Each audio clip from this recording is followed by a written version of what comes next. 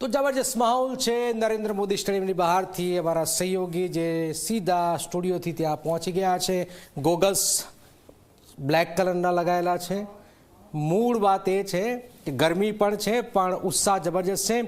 दीक्षिता ticket ने लईने कोई कही रह्यु छे कि आ टिकिट मने लई आपो कारण के बहु टिकिटनी मारे पण 2-4 टिकिट जोईती हती पण टिकिट मळती नथी। क्या शुं माहौल थई रह्यो छे त्या जबरदस्त उत्साह है उमंग है दीक्षिता?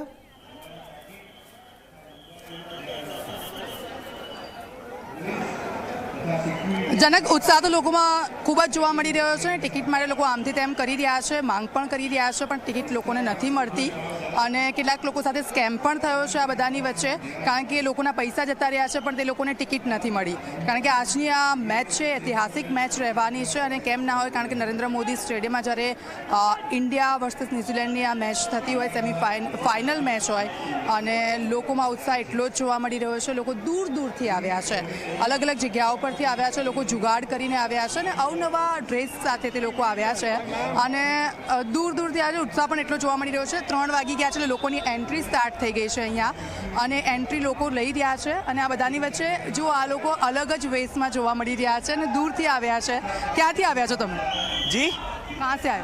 मैं बाढ़ में राजस्थान से आया हूँ जी। अभी एंट्री शुरू हो गई? अभी एंट्री शुरू हो गई है। जो हमें वर्षों से इंतजार था वो समाप्त हो रहा है। 11 बजे परिणाम आएगा, इंडिया जीतेगी। हाँ, बहुत खुशी है। पहले से ही पूरा प्लान है। 2023 के अंदर गम झेला, दर्द झेला, लास्ट ऑस्ट्रेलिया से हार गए थे। तब लोगों ने कहा था स्टेडियम के अशुभ है, वहाँ जाना हारना है, मतलब वो नहीं आएगा, ये नहीं आएगा। लेकिन हम तो हमेशा मैच देखने आते हैं और आज हमें पूरा विश्वास है और बालाजी पे विश्वास है, ईश्वर पे विश्वास है। इंडिया जीतेगी और न्यूजीलैंड गेट आउट का रास्ता दिखाएगी और एक तरफा मैच जीत के आप और हम सारे जश्न मनाएंगे। पूरा अलग गेटअप करके। जी जी जी जी बिल्कुल, राजस्थान की वेशभूषा है, हमारे मारवाड़ के अंदर यही वेशभूषा है। और आप जैसे मीडिया वाले और यहाँ के स्थानीय जो भी दर्शक आते हैं वो हमें खूब प्यार देते हैं। गुजरात की जनता राजस्थान से बहुत प्यार करती है, हम पड़ोसी हैं और हम हर बार मैच देखने आते हैं तो यही यूनिफॉर्म पहन के आते हैं। बड़ा मुकाबला रहने वाला है क्योंकि न्यूजीलैंड की टीम भी ज़्यादा मजबूत है और इंडियन टीम ने भी उतनी मजबूत है। क्या हो सकता है? टक्कर रहेगी और परिणाम मतलब भारत के पक्ष में रहेगा, लेकिन बड़ी मुश्किल से पहुंचेंगे उस लक्ष्य की ओर। भारत पहले बैटिंग करेगा और लक्ष्य बसाना मतलब बड़ी मुश्किल से, जिस तरह इंग्लैंड के खिलाफ बसाया था उसी तरह ही लक्ष्य बसेगा और इंडिया जीतेगी। आप और हम सबसे पहले मैं यही दुआ करता हूँ कि जी न्यूज़ उस हेडिंग में चलाएं कि भारत ने T20 वर्ल्ड कप को जीत लिया है। इस वक्त नरेंद्र मोदी स्टेडियम से बहुत बड़ी न्यूज़ आ रही है। ये हेडिंग आपके न्यूज़ चैनलों में होगी और हमें ईश्वर पे और हम खिलाड़ियों पे और भारत की जनता पे और प्रशंसकों पर बहुत प्राउड फील हो रहा है। उम्मीद किस पे ज़्यादा है? उम्मीद अभिषेक शर्मा जी का बेटा सेंचुरी। लेकिन शर्मा जी के बेटे ने तो पिछली बार बहुत कम रन बनाए थे। हाँ, तभी तो भरोसा है ना। अब मैं किसी पे भरोसा करूं, आंख बंद के भरोसा करूं, करता रहूं, एक दिन वो भरोसा मेरा जीत देता है। वैसे ही टीम इंडिया के अभिषेक फ्लॉप चल रहे हैं, ठीक है, अभिषेक की बढ़िया पारियां थी, अभिषेक फ्लॉप चल रहे हैं, लेकिन पूरी टीम मैनेजमेंट उनका साथ दे रही है, हमेशा मैच खिला रही है। लेकिन शर्मा जी का बेटा आज सेंचुरी मारेगा। और कल मैंने एक वीडियो देखा था, अपने पिताजी से आशीर्वाद ले रहे थे नरेंद्र मोदी स्टेडियम के अंदर, तब मुझे लगा आत्म संतुष्टि हुई कि अभी शर्मा जी का बेटा इस बार सेंचुरी मारेगा और कर्णधार रहेंगे जीत के अभिषेक शर्मा और बुमराह। तो जनक आ प्रकारना दृश्यो જોવા મળી રહ્યા છે। બીજી તરફ હું આપને એન્ટ્રી પાસે બતાવીશ દૃશ્યો કે કેવા છે।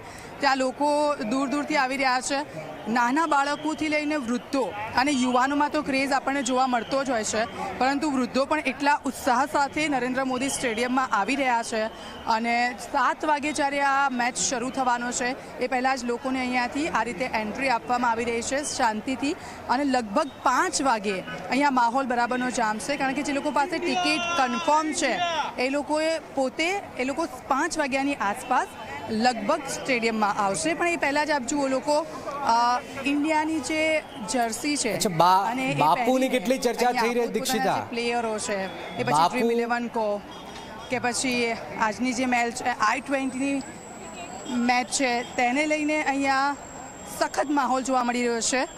જનક बिल्कुल अपना बापू जे 2 गुजरातीओ जबरदस्त बुमराह और अक्षर पटेल अपना बापू जबरदस्त धूम मचावी सेमीफाइनल में जीत्या।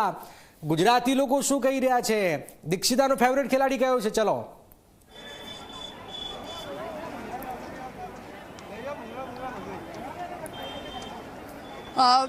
જનક સવારથી અહીંયા હોમ ટાઉન અક્ષર પટેલનું છે, હાર્દિક પંડ્યા છે અને એ લોકોને રમતા જોવા માટે લોકો ઉત્સાહિત છે. કારણ કે આપ જુઓ, ઇંગ્લેન્ડની મેચની સામે આખી જે મેચ પલટી દીધી, અક્ષર પટેલે જે 2 કેચ કર્યા હતા અને એ કેચ ઐતિહાસિક રહ્યા હતા. કારણ કે તેના કારણે જ આપણે સેમિફાઇનલ તરફ આગળ વધ્યા.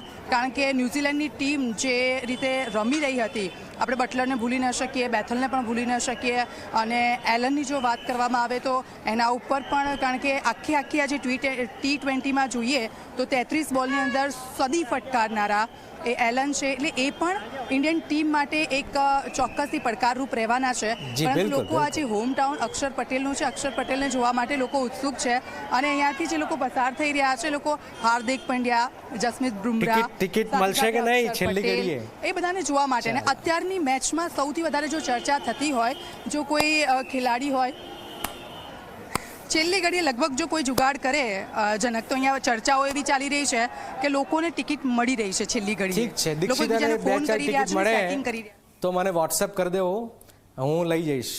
મેચ જોવી છે, જબરજસ્ત મેચ છે, પણ તમારા સુધી ખબરો પહોંચાડવાની છે તો સ્ટુડિયોથી ખબરો પહોંચાડીશું. ઘણી બધી ખબરો છે, દીક્ષિતા પાસે પાછા પહોંચી.